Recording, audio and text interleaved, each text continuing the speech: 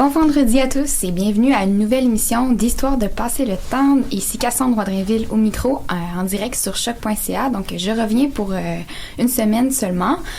Donc cette semaine, nous recevons 3 excellents chroniqueurs et chroniqueuses qui ont décidé de présenter des chroniques thématiques Halloween. Et je suis extrêmement contente d'être des vôtres pour pouvoir apprendre plein d'affaires un peu morbides. D'abord, nous avons avec nous Vicky Laprade qui a choisi d'aborder les origines celtes de l'Halloween. Bonjour Vicky. Bonjour. On reçoit aussi Maude Savaria, notre fidèle animatrice, qui va nous entretenir sur la Dia de Muertos. Je sais pas si je le prononce bien. Pas pire. Bonjour Kat. Salut. Donc la Dia de Muertos, c'est la fête des morts qui a lieu au Mexique tous les 2 novembre. Et enfin, Jérémy L. Saint-Louis va nous entretenir sur l'histoire du rapport à la mort au Bas-Canada. Bonjour Jérémy. Bonjour. Tous des chroniques super joyeuses. J'ai bien hâte d'entendre ça.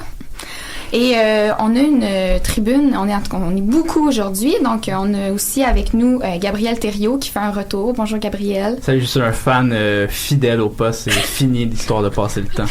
Vous noterez que Gab a un petit peu de difficulté à s'exprimer. Il manque des dents. Donc, bonjour Gabriel, on est content de t'avoir parmi nous. On a aussi Julien Duval-Pelsier qui est ici pour la première fois. Bonjour Julien. Bonjour. Et à la régie, Marie-Laurence Rowe. Bonjour Marie-Laurence. Elle ne nous entend probablement pas. On a aussi Oriane Daven. Allô Cassandre. Salut. Et Valérie Beaulieu-Paquette. Bonjour Valérie. Allô. Donc Valérie, tu nous proposes un petit fun fact cette semaine, morbide j'imagine? Légèrement morbide, oui, juste assez. Parfait. Dans le thème de l'émission, je vais vous parler d'une tradition chinoise et non coutume, on s'est entendu là-dessus pour choisir le bon mot, qui date de plus de 3000 ans. Un rituel certes peu récurrent à l'échelle démographique, parce que à chaque fois que je parle de la Chine, on s'imagine que c'est quelque chose d'énorme, mais dans le fond, à l'échelle de la population, c'est pas tant que ça. Donc c'est encore pratiqué de nos jours, mais davantage de manière symbolique. Ça entraîne toutefois des dérives et des actes de violence, j'y reviendrai. Donc je fais référence au mariage fantôme. C'est une tradition donc qui a d'abord pour but d'assurer au défunt et à la défunte un ou une compagne de vie après la mort. Donc originellement, les familles mariaient des personnes décédées, souvent des jeunes gens, pour s'assurer du bien-être de leurs enfants dans l'au-delà. La cérémonie se passe comme dans un vrai mariage, sauf qu'au lieu d'échanger des alliances, on déterrait les ossements de la mariée pour les enterrer avec le marié. Voilà. C'est chouette. Méchante cérémonie. Comme pour le mariage des vivants, le statut social des mariés était bien évidemment essentiel puisque ça permettait aussi de forger des alliances familiales ou des alliances claniques. Ces mariages vont s'inscrivent bien évidemment dans les croyances de la vie après la mort, selon lesquelles il est possible d'assurer une meilleure vie aux esprits en leur prodiguant certaines choses essentielles ou des trucs de luxe. Donc pour vous donner un exemple, ce serait ce à quoi a servi l'armée de terre cuite de l'empereur Qin Shi Huang, qu'on connaît tous, l'armée de terre cuite, la fameuse. On la connaît très bien, oui. Dans le fond, c'est pour assurer à l'empereur une armée dans l'au-delà. Dans la même optique, donc, les gens paient parfois très cher pour des offrandes de papier. Il y a carrément des compagnies de nos jours qui œuvrent dans ce domaine-là et qui reproduisent des objets de luxe en maquettes de papier, très élaborés, destinés à être brûlés pour les envoyer dans le monde des esprits. Ça peut être des laptops, des maisons, des bateaux, des animaux, donc, etc. Les gens paient pour des choses en papier qui vont être brûlées. Oui, exact. OK. Puis ça se fait actuellement. Là. Ça se fait encore. Je dis, ouais, vous irez googler ça là, sur Internet pour vrai. Des fois, c'est assez impressionnant ce qu'on peut réaliser comme maquette de papier. Donc, le problème aujourd'hui, c'est ce pourquoi je vous parle des mariages fantômes, c'est qu'il y aurait eu des résurgences de ce rituel-là dans quelques parties de la Chine où des personnes vivantes sont mariées à des cadavres dans des rituels secrets. Il y a aussi de nombreux cas de pillage de tombes qui sont reportés ou, dans des cas plus extrêmes, des meurtres qui sont carrément perpétrés. Selon la BBC, en avril 2016, un homme est arrêté par la police dans le nord-ouest de la Chine, dans la province du Shanxi, pour le meurtre de 2 femmes dont les corps, qu'il disait, seraient vendus à des familles pour des mariages fantômes. C'est que le marché noir des ossements, de femmes surtout, est assez lucratif, allant de 5 000 à 8 000 $ pour un corps. Donc, en Chine, heureusement, c'est illégal de vendre des corps depuis 2006. Seulement. Avant-gardiste. C'est ça, hein?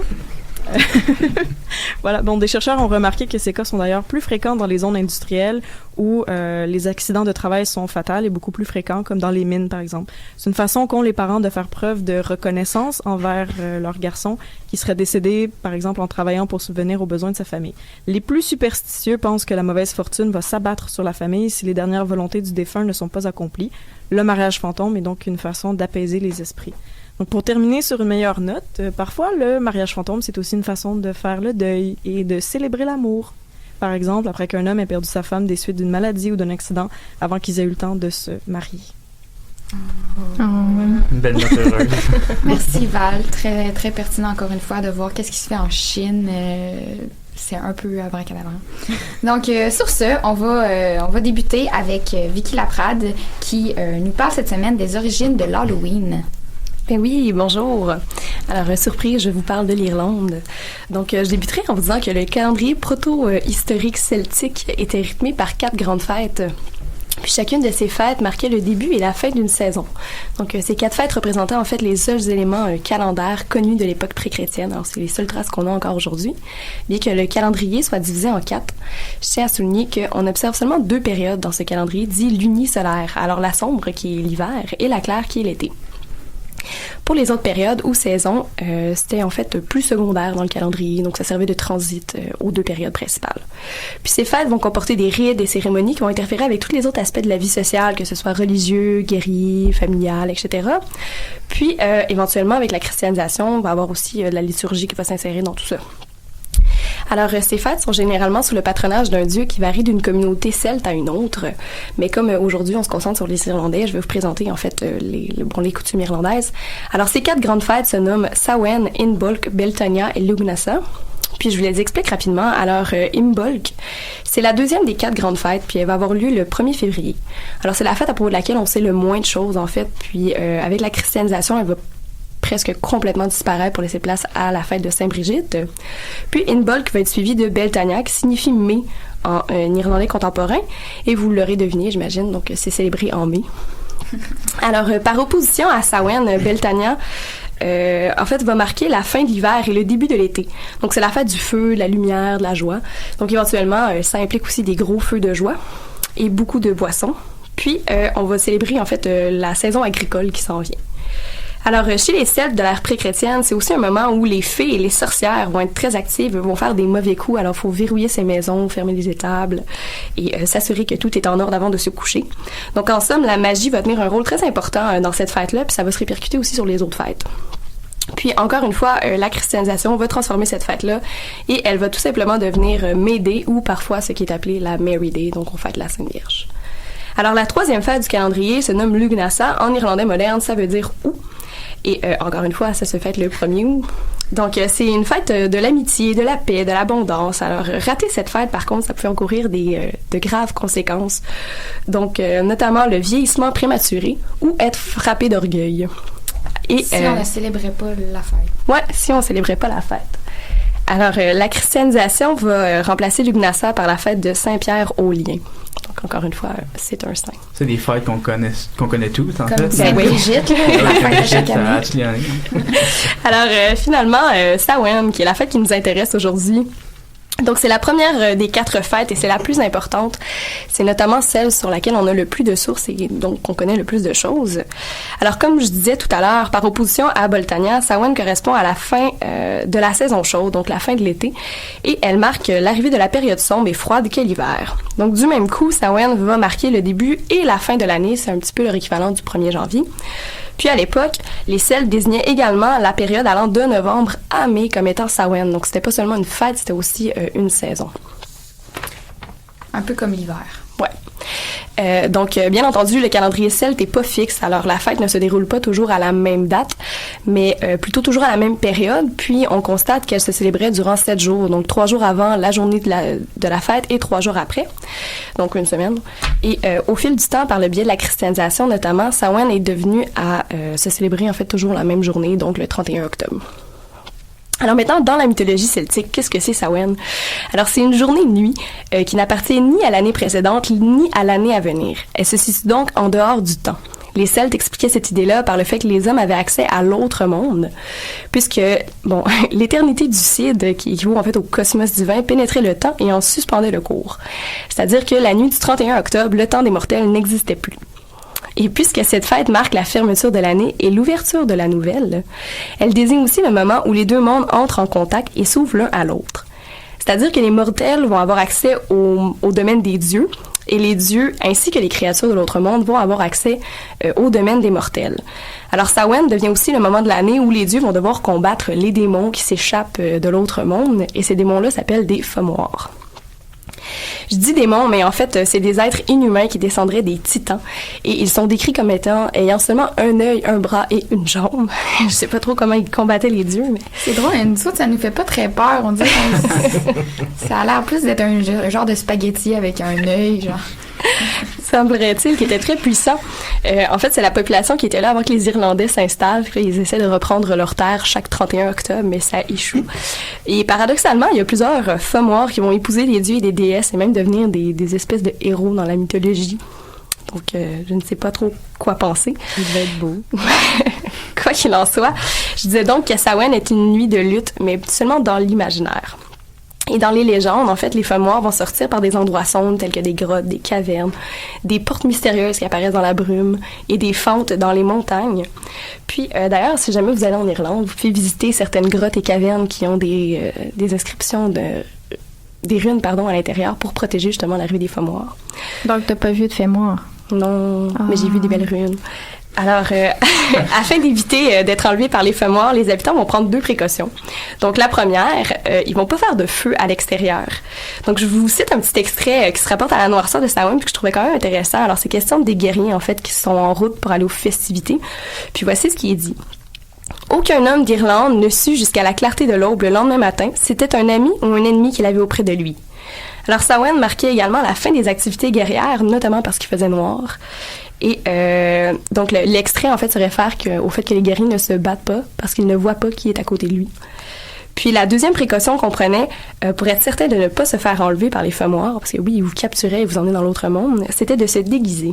Alors, supposément que les peuplecettes se couvraient de vêtements et de peau rappelant l'apparence des fommoirs pour éviter d'être kidnappés, en fait, d'être enlevés, pardon. Et ça serait probablement à l'origine de notre tradition de se déguiser. De se déguiser pour faire peur et non pas pour être cute. Ouais, pas mal.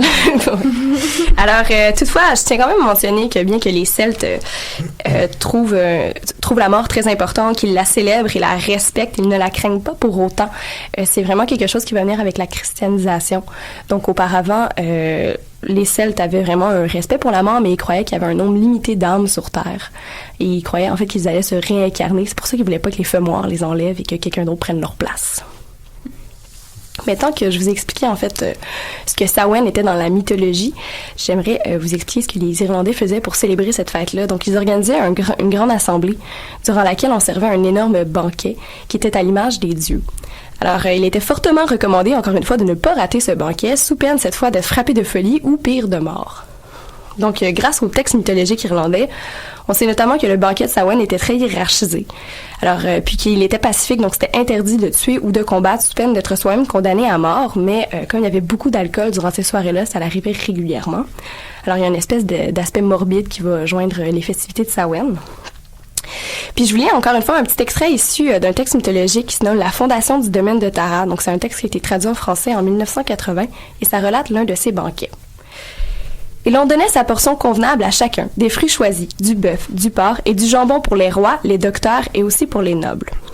De la viande rouge à de broches de fer avec de la cervoise, de la bière nouvelle et du petit lait pour les guerriers et pirates. Les têtes, les pieds et les bas morceaux du bétail pour les cochers et les jongleurs. Enfin, pour le vulgaire et le commun peuple, de la viande de veau, de mouton et de porc. » Alors, on voit que, bien que Samhain invitait vraiment tout le monde à participer, même les jongleurs, c'était très hiérarchisé. Puis bien que l'extrait ne le dise pas, les femmes et les hommes ne célébraient pas ensemble, ils étaient dans des pièces séparées. Ah ouais, est-ce qu'on sait pourquoi? Non, j'ai pas découvert, malheureusement. Un peu spécial. Puis je sais pas si c'était clair, mais par docteur, on entendait les druides, puisque ce sont eux qui vont généralement mener les festivités, en fait.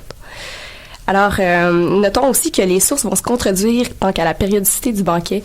Alors, selon certains textes, c'était un banquet annuel, alors que d'autres le placent plutôt aux 7 ans.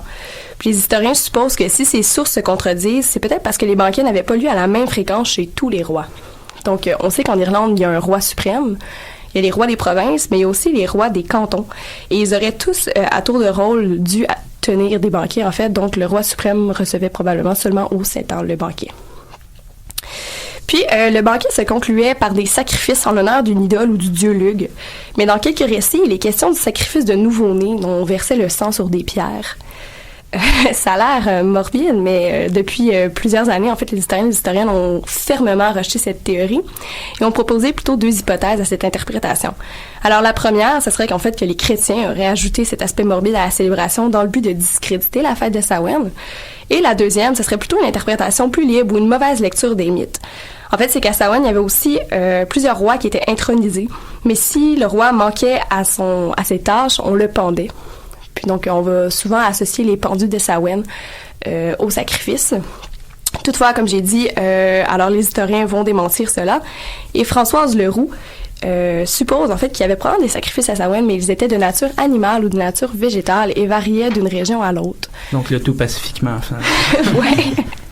Alors, par exemple, les Gaulois, eux, sacrifiaient supposément 2 taureaux blancs, alors qu'en Irlande, on aurait sacrifié un taureau, une jument blanche ou un porc, tout dépendamment de pour qui on faisait le sacrifice. Maintenant, la christianisation et Halloween. Alors, quel est le lien? Donc, dans un ultime effort de christianiser les peuples celtes, Samhain va également être remplacé par une fête chrétienne qui est la Toussaint. Donc, la Toussaint, littéralement la fête de tous les saints, va être implantée le 1er novembre au 8e siècle. Auparavant, on la fêtait au tournant de Pâques, mais pour être certain de remplacer Samhain, on va vraiment la mettre sur la même date. Et puis, elle sera suivie de la fête des morts qui a lieu le 2 novembre. Et bien entendu, les chrétiens vont incorporer alors leur propre folklore, donc diables, démons, etc., aux créatures et dieux de la religion celtique, de la mythologie celtique. Puis éventuellement, on va aussi arriver à Halloween. Alors Halloween est introduite chez les anglo-saxons comme étant All Hallow Eve, soit la veille de tous les saints, donc c'était la veille de la Toussaint. Et comme les chrétiens vont incorporer des éléments mythologiques puis des éléments catholiques, ils vont mêler tout ça puis ça va donner les traditions qu'on connaît aujourd'hui. Alors, comment expliquer la présence d'Halloween en Amérique du Nord? Bon, il y a plusieurs hypothèses, mais la plus probable, ce serait que les Irlandais vont en fait immigrer en masse ici au 19e siècle avec la Grande Famine et vont importer leur propre culture, dont la Grande Famine. C'est toute une culture. dont Halloween, en fait. Et c'est pas ça, en fait. Puis, on va noter aussi que Halloween était normalement célébré en Amérique du Nord, en Australie, en Nouvelle-Zélande et en Angleterre, soit les lieux où les Irlandais ont le plus immigré. Puis, enfin, j'aimerais terminer en vous parlant d'une tradition qui est très populaire chez nous, qui est aussi un legs des Irlandais. Donc, les citrouilles sculptées et éclairées par une chandelle. Plus précisément, c'est une vieille légende dont les premières traces écrites remonteraient au 18e siècle. Alors, en somme, je vous raconte l'histoire. C'est l'histoire de Jack, un vieil ivrogne qui aimait beaucoup le whisky. Puis, un soir du 31 octobre, il buvait dans une taverne et il a rencontré le diable qui passait par là. Et le diable va vouloir prendre son âme, mais Jack est rusé, il va faire un pacte avec lui pour qu'il revienne seulement dans 10 ans. Alors, 10 années plus tard, le diable revient, mais Jack est toujours pas prêt à mourir, alors il va encore une fois piéger le diable et lui faire promettre de ne pas voler son âme, de ne jamais la prendre. Le diable est pris au piège, donc il accepte. Et le jour où Jack meurt, il peut pas entrer au paradis parce qu'il a mené une vie de débauche. Et il ne peut pas entrer en enfer parce qu'il a fait promettre au diable de ne jamais prendre son âme. Il est donc condamné à errer sur terre. Mais comme il erre dans le noir et qu'il ne voit rien, il va demander au diable de lui donner un charbon ou, selon la légende, une flamme de l'enfer. Puis, pour pas que ça lui brûle la main, il va la placer dans un navet qu'il a sculpté lui-même. Et il va se promener comme ça tous les 31 octobre avec son navet qui éclaire. Puis les enfants vont reprendre cette tradition en traînant également des navets illuminés à l'Halloween pour s'éclairer. Puis encore une fois, avec l'arrivée massive des immigrants en Amérique du Nord, on va remplacer le navet par une citrouille qui se sculpte plus facilement et se conserve plus longtemps. Et éventuellement, on n'aura plus besoin, en fait, de la citrouille éclairée. Elle va simplement devenir une décoration. Et c'est ce qu'on appelle Jack O'Lantern. Ou si vous avez déjà vu aussi l'étrange Noël de Monsieur Jack, c'est un petit clin d'œil à cette légende-là. Voilà. Hey, merci Vicky. On a appris plein de choses sur l'Halloween, puis maintenant j'ai presque peur au 31 octobre. Les feux noirs. Ouais, c'est ça, entre autres. Puis, ouais. Et donc, je pense qu'on va s'en aller à la musique. Valérie! Yeah! J'ai des petits goûts musicaux d'Halloween, là, c'est dans le thème. Là. Donc, Bella Lugosi's Dead, le nom de la chanson que je vais vous faire entendre, du groupe Bauhaus.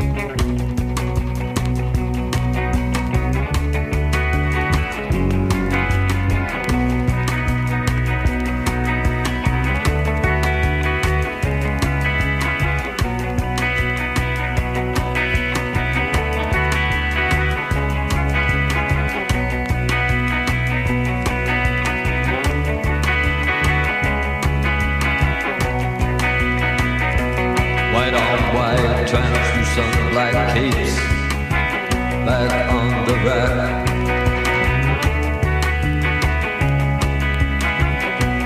Bela Lugos is dead, the bats have left the bell tower.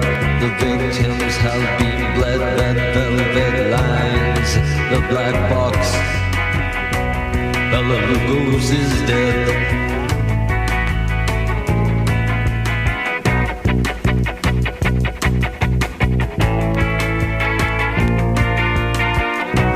Bela Lugos is dead.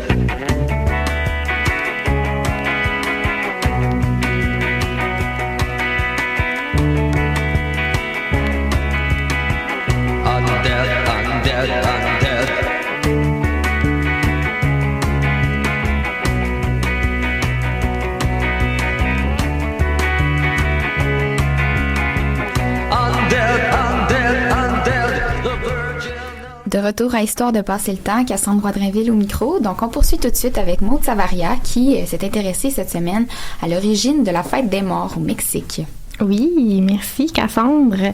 Donc, le jour des morts au Mexique. Donc, j'imagine que tout le monde a vu Coco, le film de Disney. Oui. Oui, non. Non. Bon. Ah, ben, recommandation, allez écouter Coco, c'est sur Netflix.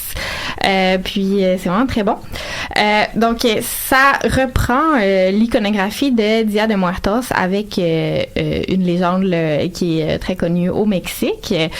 Ça c'est pour le film Coco. Mais l'iconographie de Dia de Muertos est assez présente en Amérique du Nord. Depuis quelques années, là, on la voit beaucoup ressortir. Et moi, j'ai vécu 1 an au Mexique, donc en 2015-2016. Et je suis encore loin d'être une experte là, en culture mexicaine, mais j'ai assisté à la célébration de Dia de Muertos.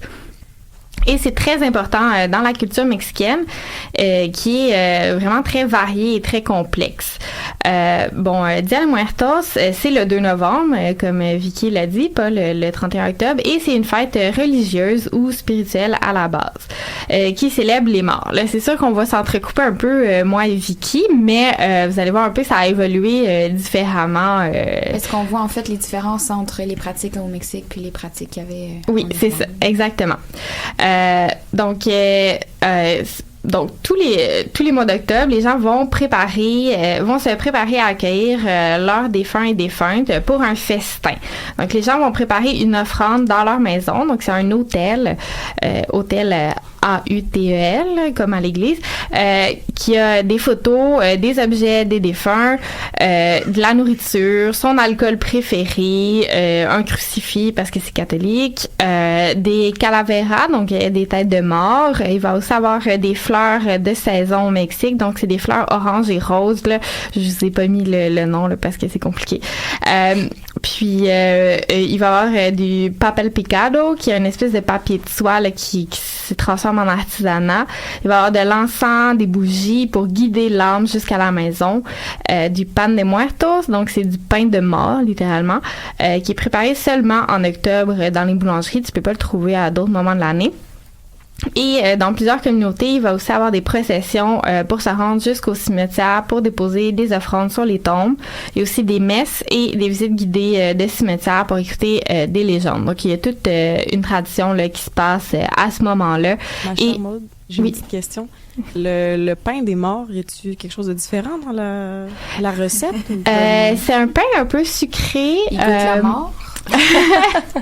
C'est un pain un peu sucré, j'ai goûté là, un peu feuilleté, puis mais y a un rituel qui entoure sa préparation ou c'est juste parce qu'il est fait cette journée-là puis on le fait? C'est un type de pain qui est fait juste pour ça. Là. Il y a beaucoup de pâtisseries au Mexique, c'est assez varié, un peu étrange, puis ouais, il y a beaucoup de choses.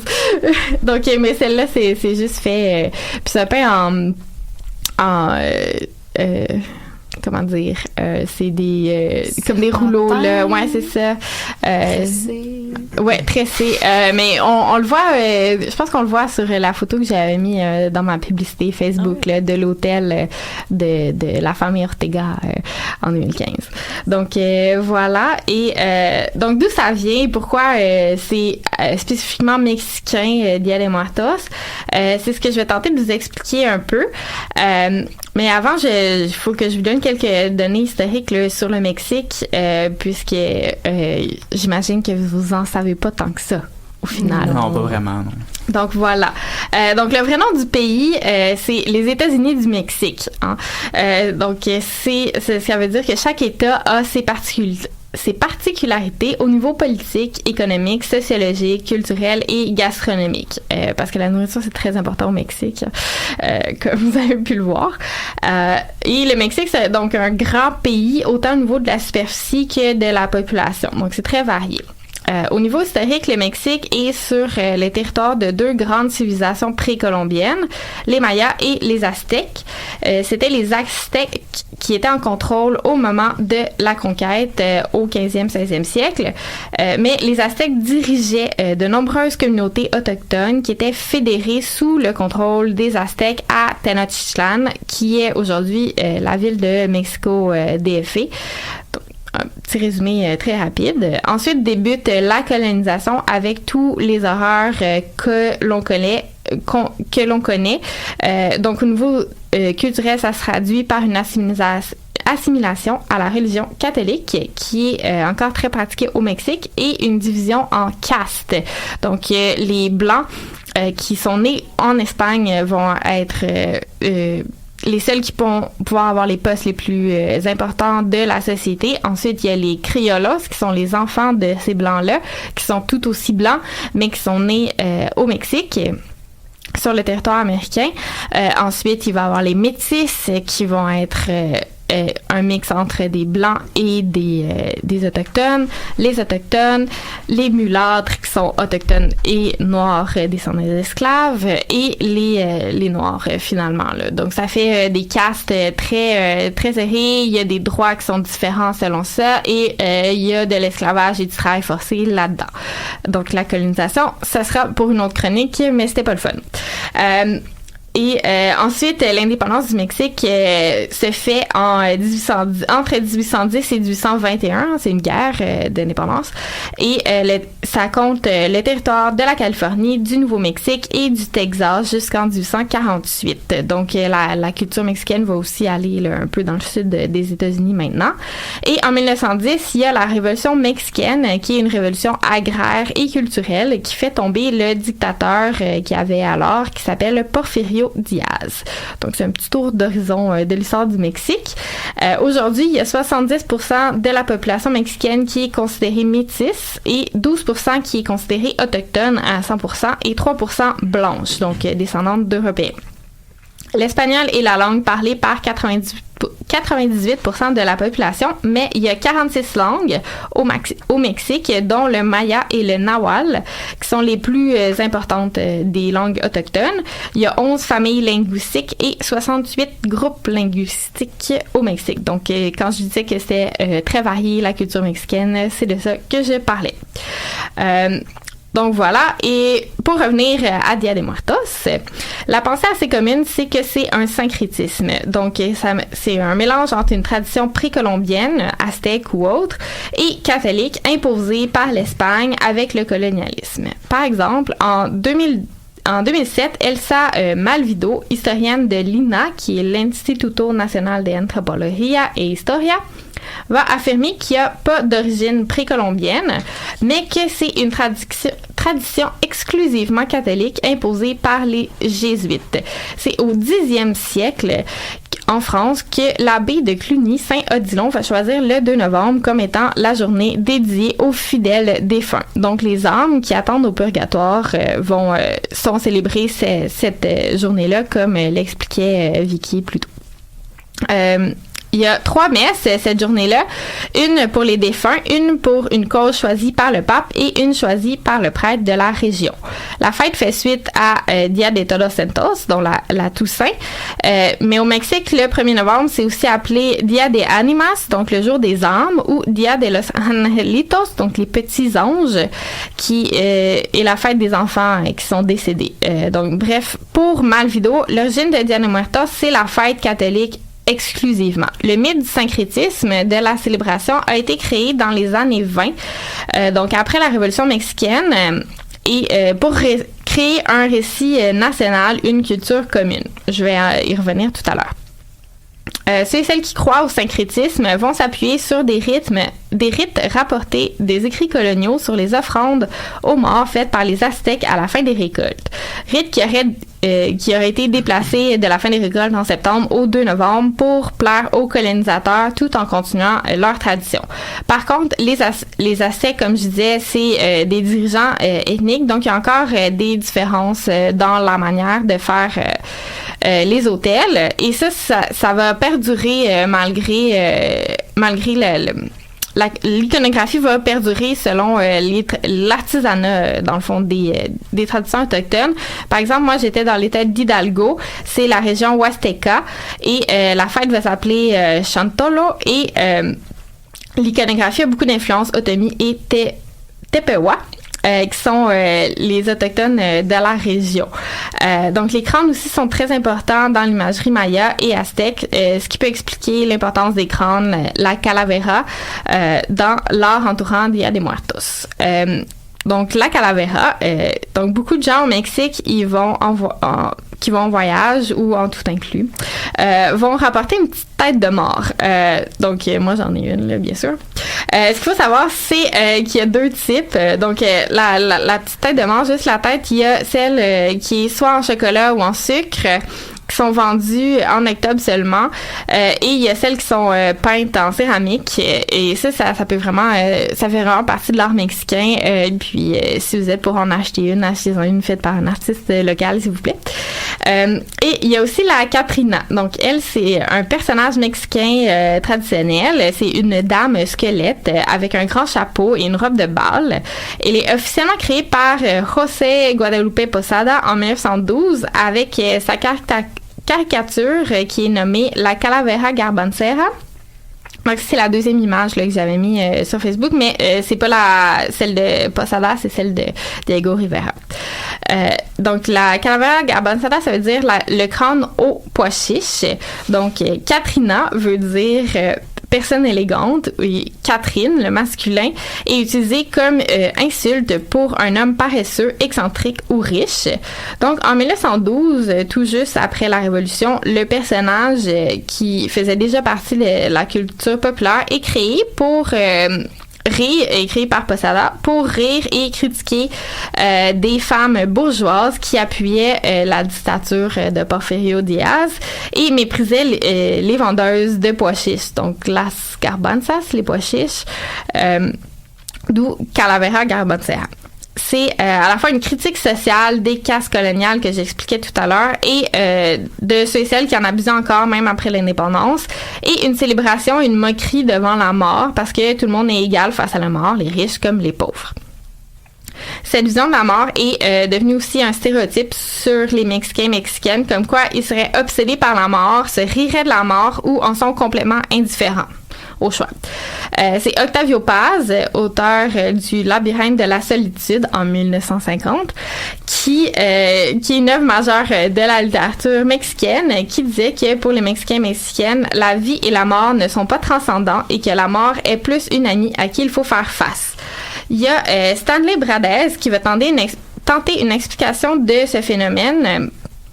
Et comme le colonialisme a causé un nombre impressionnant de morts en très peu de temps, avec les épidémies, les massacres, les mauvais traitements, l'esclavage, les déplacements, la mort a pris une place vraiment importante dans la culture des gens au Mexique, qui s'est retransmise avec le catholicisme. Donc, quand je parle de beaucoup de morts, là, on passe de 25,2 millions de personnes au centre du Mexique en 1519, au début de la conquête, et en 1620, ils ne sont plus que 730 000.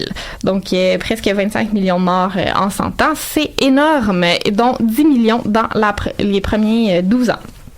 Donc, si on va faire d'un côté plus positif, la mort est vue comme quelque chose de plus serein au Mexique. Les enfants apprennent très jeunes à comprendre le concept et à l'accepter comme faisant partie de la vie. Je vais faire une petite comparaison avec Halloween en terminant. Donc, il y a 2 choses qui sont très proches de l'Halloween. C'est que c'est une fête assez sucrée avec les calaveras, les cercueils, l'ofrenda et tout, et que c'est les crânes sont très présents. Par exemple, par contre, le maquillage de calavera de crâne, donc le maquillage blanc avec le nez noir, les yeux noirs et les fleurs là autour. Ça, c'est vraiment une personnification de l'identité mexicaine nationale et une représentation mexicaine de la mort. Donc, ça reste une satire comme l'icône de Posada. Donc, en ce sens, ce jour-là, tout le monde est un mort ou une morte, selon mon amie mexicaine. Donc, faites attention avant de trouver ça pour votre costume d'Halloween. Sachez ce que ça veut dire et décidez si vous êtes légitime ou pas de le faire. Et faites attention à l'appropriation culturelle. Voilà. J'ai tout le temps pour une question. Oui. Ben, vas-y. Super. En fait, il y a quelque chose que j'ai pas compris, puis je voulais pas t'interrompre parce que t'étais sur ta lancée, là. Mais je comprends pas le lien avec les pois chiches. Dans le sens, ce que j'ai compris, c'est est-ce qu'on insultait les gens qui, les vendeurs, les vendeuses de pois chiches, parce qu'ils vendent des pois chiches? Oui, mais dans le fond, l'œuvre critique les femmes bourgeoises qui vont rire des vendeuses de pois chiches, alors que les femmes bourgeoises ont leur statut seulement à cause des castes coloniales. Et donc, dans le fond, la Katrina va être la personne qui est bourgeoise et qui se rit des vendeuses de pois chiches. Mais c'est comme ça qu'il l'a appelé, là. C'est juste pour expliquer un peu ça. Ok, c'est chouette. Les vendeuses de pois chiches, c'est pas des personnes riches, on s'entend. Moi aussi, j'ai une petite question, si j'ai le temps. Tu as commencé en introduisant ta chronique avec Coco, puis tu as parlé de robe de bal et tout ça. Je me demandais, est-ce qu'il y a une tradition musicale aussi qui est liée à cette fête-là, puisque tu l'as vécue? Oui, il y a une tradition musicale, mais je dirais que c'est vraiment plus visuel. Il va y avoir des chansons. Les chansons qu'on entend dans Coco, là, ça fait partie de la tradition mexicaine, mais c'est pas nécessairement associé avec Dia de Muertos. Ça va être plus mexicain au sens large. Donc, ça va être l'occasion aussi de... C'est ça, mon amie mexicaine qui m'a aidée avec la chronique, qui est Adriana Ortega. Allô, Adri. Merci. Donc, qui a dit que c'est devenu vraiment plus pompeux, là, comme un espèce de festival là, maintenant. Mais ça fait peut-être une dizaine d'années que c'est ça. Et ça va être l'occasion, bien sûr, de célébrer toutes les parties de la culture mexicaine qui est très musicale et très bruyante. Donc, il va y avoir souvent des mariachis et autres ensembles musicaux mexicains. Il y a beaucoup de musique au Mexique. Alors, merci. Merci, oui. J'aurais également une petite question, si j'ai le temps. Je me dépêche. En fait, tu as commencé en expliquant à quel point il y avait une grande diversité régionale et locale au Mexique. Est-ce que ça se traduit dans la façon qu'on pratique cette fête-là? Oui. Dans le fond, il y a la manière là, de la célébrer avec les parades, les fêtes dans les villages. Ça va être très différent selon les différentes régions. Et les villages, il y en a qui c'est réputé comme étant particulièrement intéressant. Mais pour ça, je vous laisse faire vos recherches sur Internet parce qu'il y en avait beaucoup trop pour mettre dans ma chronique. Merci beaucoup. Très intéressant, Maud. Donc, on va s'en aller en musique. Valérie? Oui, ça va être une chanson qui se nomme Strange Fruit, une chanson que Billie Holiday avait interprétée en 1939 au Café Society de New York. C'est tiré d'un poème écrit en 1937 par Abel Meeropol pour dénoncer le racisme et les lynchages que subissaient les Afro-Américains.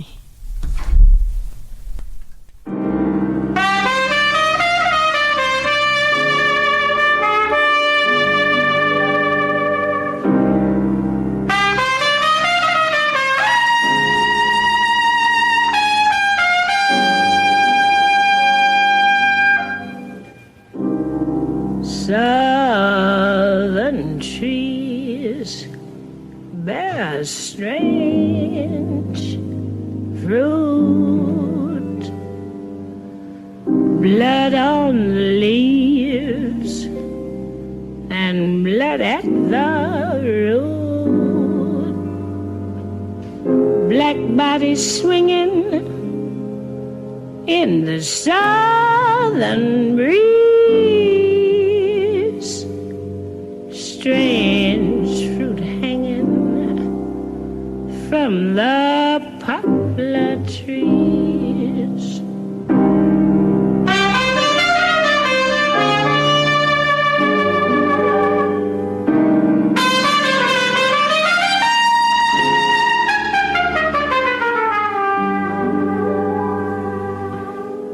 Pastoral scene the gallant South, the bulging eyes and the twisted mouth, scent of magnolia, sweet and fresh.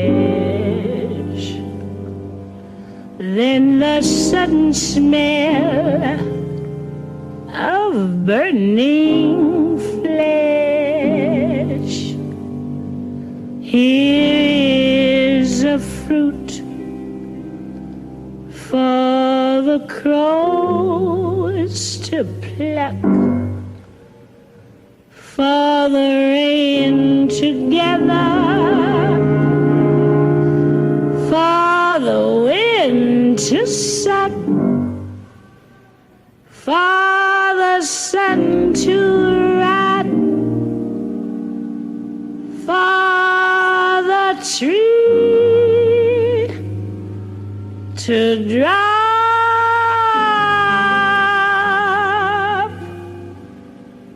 Here's a strange and bitter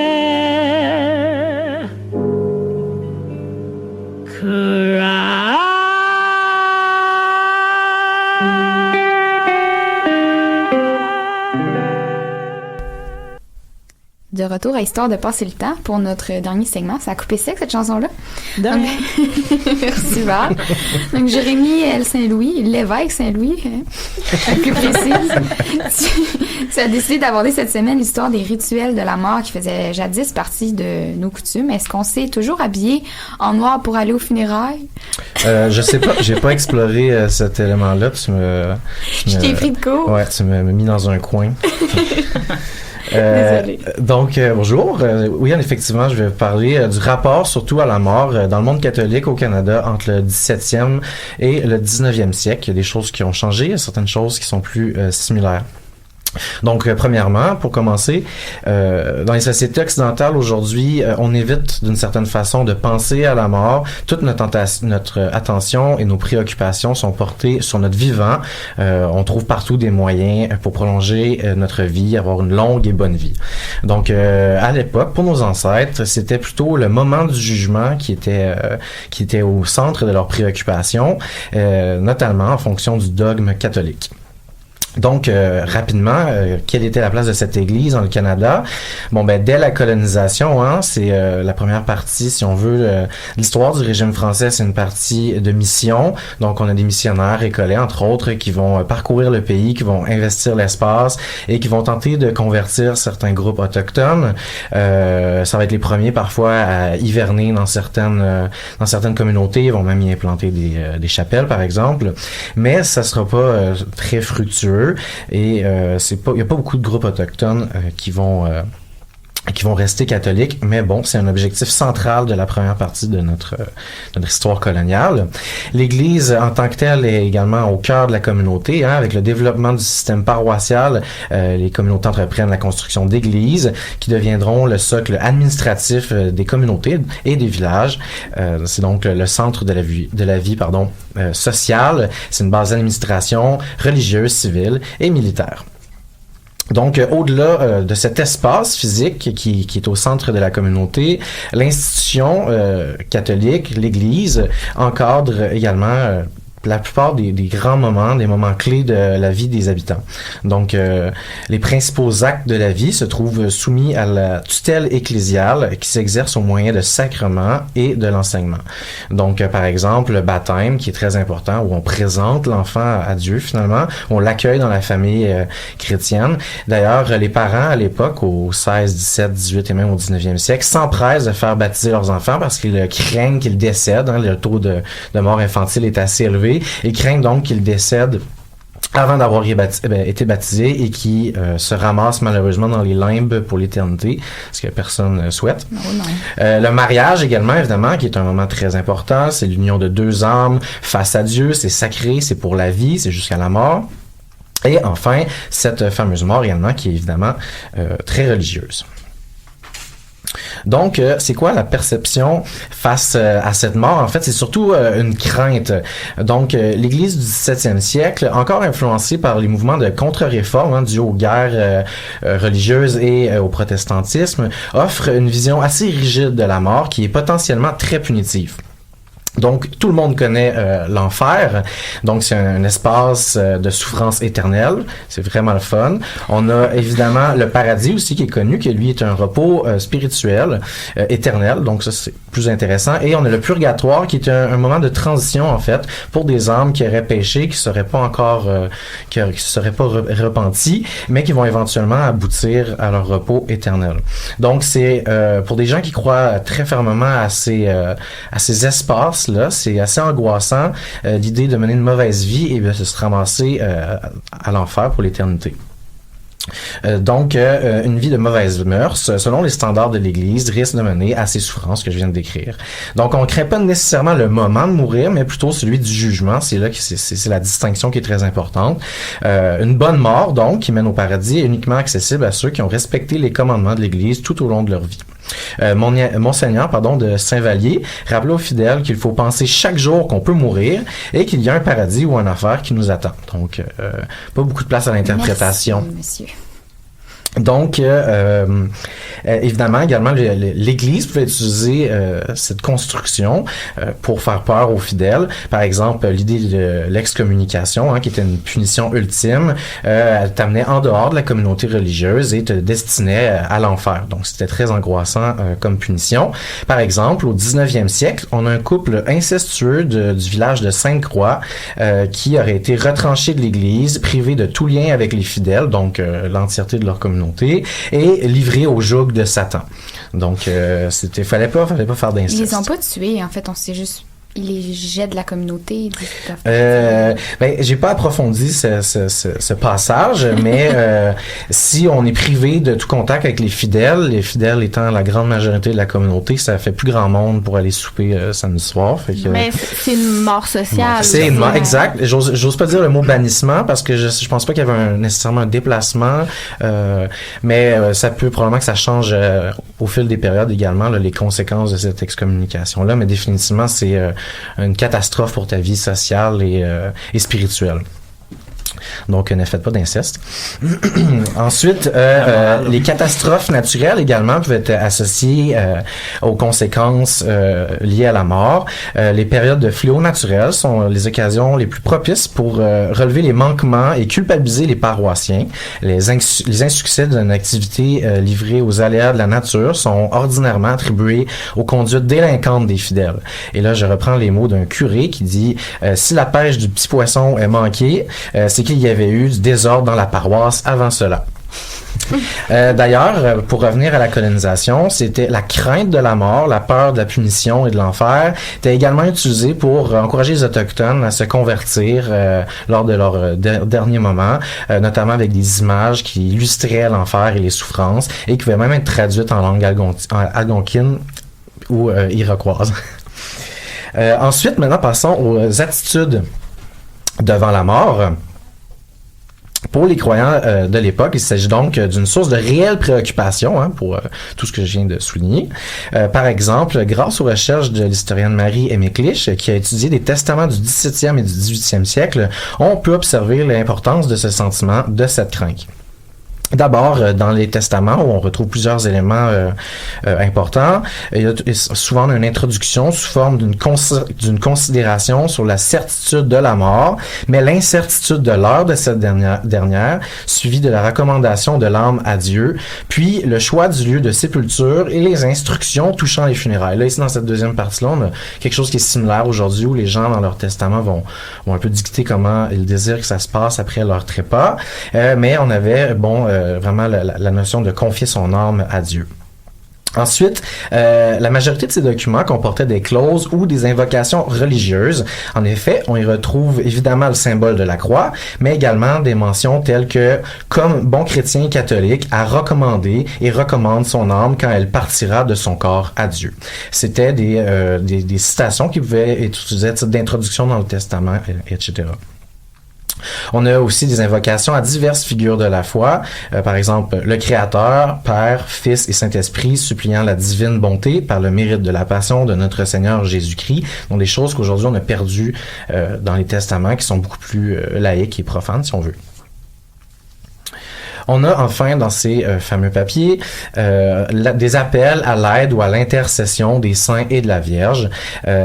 Donc c'est des formules qui ont évolué au cours des 3 siècles que j'aborde et qui se sont standardisées au 19e siècle, qui sont devenues plus protocolaires qu'à l'époque où les gens essaient vraiment de laisser une trace de leur dévotion dans leur testament.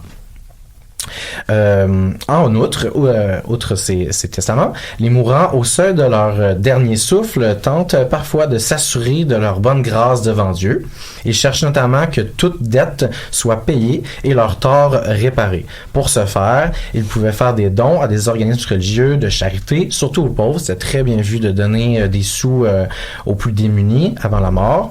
Ils pouvaient donner des dons à des paroisses, à des églises ou carrément à des individus auxquels ils auraient pu faire du tort au courant de leur vie. Donc, par exemple, l'arquebusier Jean-Baptiste Soulard remboursa à son père la somme de 1000 livres, qu'il lui a volé quand il était jeune. Donc, avant de trépasser, il s'est dit, faut que je règle ça. Mais il voulait pas l'avouer à son père avant de mourir. Puis, peut-être son père était mort en plus, j'imagine. Ensuite, on a un certain... Ça tombe bien qu'il l'avait, tu sais, quand même. Ah, j'espère qu'il l'avait. S'il l'a juste écrit, c'est un petit peu cheap. Dieu seul le sait. Également, on a aussi un certain Philibert Mahon qui voulut dédommager avec de l'argent son ancienne amie du tort qu'il lui avait fait sous promesse de mariage, mais qu'il n'avait pas pu tenir, donc il l'a pas marié et il se sentait mal à la fin de sa vie. C'est pas mentionné, c'est quoi le tort? Non, le tort, c'est de pas l'avoir marié et de l'avoir promis, en fait. Dans la source, c'est ça qui est indiqué. Donc, il aurait promis de la marier, puis le pauvre homme n'a pas respecté son engagement, puis il est allé chasser le castor. Donc, au-delà de ces gestes qu'on peut faire, les gens peuvent aussi donner de l'argent dans leur testament pour que les gens fassent des prières en leur nom ou au nom d'un autre saint ou d'autres individus après leur mort. Ils pouvaient également donner de l'argent pour qu'on monte ou qu'on organise des grandes messes. Donc, il y avait vraiment une idée de faire des dernières bonnes œuvres juste avant qu'on trépasse. De fait, on redoutait par-dessus tout une mort subite parce que ça donnait pas le temps de faire ces actions-là que je viens de vous décrire et on la voyait également comme une forme de punition de Dieu qui empêchait le mourant de régler ces choses temporelles avant de rejoindre le monde spirituel. Donc, c'était vu comme une punition. Par exemple, un ivrogne qui meurt pendant son ivresse, on disait, ben voilà, Dieu le punit. Enfin, donc, c'était vraiment quelque chose qui était qu'on craignait, parce qu'également, on peut pas recevoir les derniers sacrements si on a une mort subite. Ce qui me mène à ma dernière partie sur les rites funéraires. Donc, on a toutes sortes d'images qui sont issues notamment de films où on est habitué de voir, par exemple, des religieuses qui prient au chevet d'un mourant ou sa famille proche. Donc, c'est quelque chose qui se faisait à l'époque, qu'on a perdu aujourd'hui.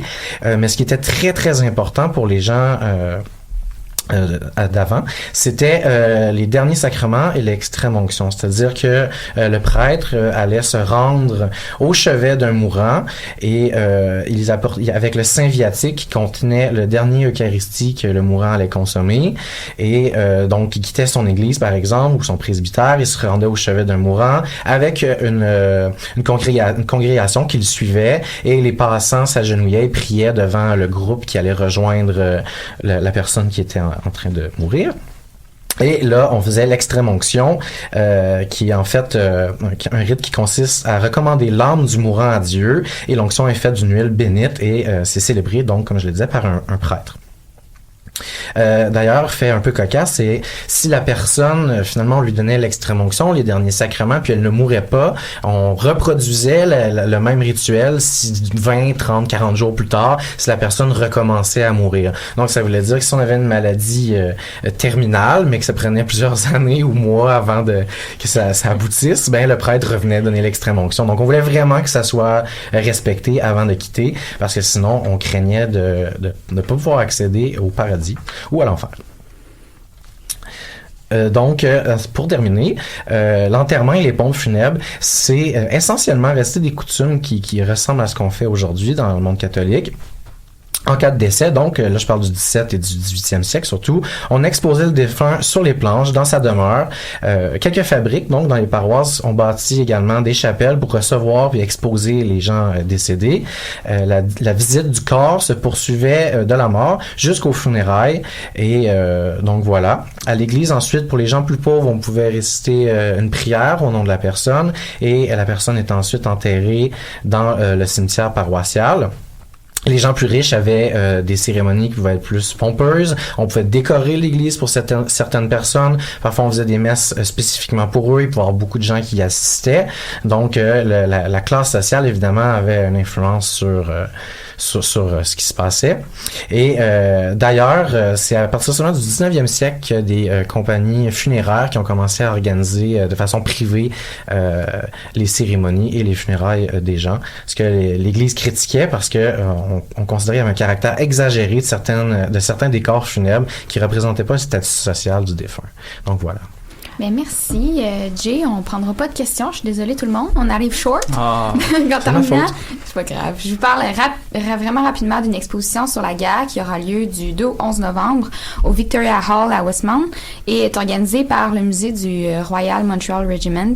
Donc, l'exposition s'intitule « La guerre est-elle finie? Le défi de la paix » et c'est sur la fin de la Première Guerre mondiale et la transition vers la paix. Donc, on va avoir une chronique là-dessus aussi bientôt. Exact. Donc, je vous invite à y aller. Et sur ce, je remercie mes 3 chroniqueuses qui nous ont beaucoup éclairé sur l'Halloween et sur la mort. Hein? Donc, Maud Savaria, Vicky et Jérémy. Donc, en vous souhaitant un excellent week-end et une belle fête de la mort, c'était Cassandre Vaudreinville à Histoire de passer le temps.